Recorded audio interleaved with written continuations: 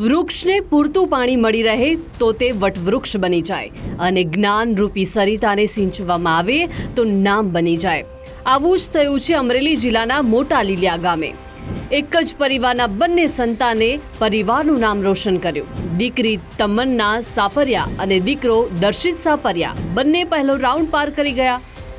ગુજરાત ફર્સ્ટે જે આયોજન કરેલું છે બેસ્ટ કરેલું છે। બધા સ્ટુડન્ટ છે કે ગમે તે લોકો હોય પોતાનું જે નોલેજ છે બધું આગળ બતાવી શકે એ માટે એ લોકોએ સારી વ્યવસ્થા કરી છે। ઘણો ફાયદો થશે। મેં ક્વેશ્ચન બી સારા જોયા કે આપણને જે આગળ હેલ્પફુલ થાય એવા હોય છે અને આપણને વધારે પરીક્ષા માટે આપણને વધારે મતલબ પ્રેરિત કરે છે કે તમે આગળ વધો। કોણ બનશે ગુજરાતનો જીનિયસ શોના પ્રથમ રાઉન્ડમાં બંને સંતાન પાસ થતા પરિવાર ભાવ વિભોર થઈ ગયો। આજે અમને એટલી ખબર જાણ થઈ અને આ લોકો આવ્યા અમારી પાસે તો અમને બહુ આમ ખુશીને હરખ થાય છે કે નહીં અમારા બાળકો આટલા આગળ છે, અમને પણ નથી ખબર એમ। એટલે જ તો કહેવાય છે જ્ઞાનનો પ્રકાશ જ અજ્ઞાનતાના અંધકારને દૂર કરે છે।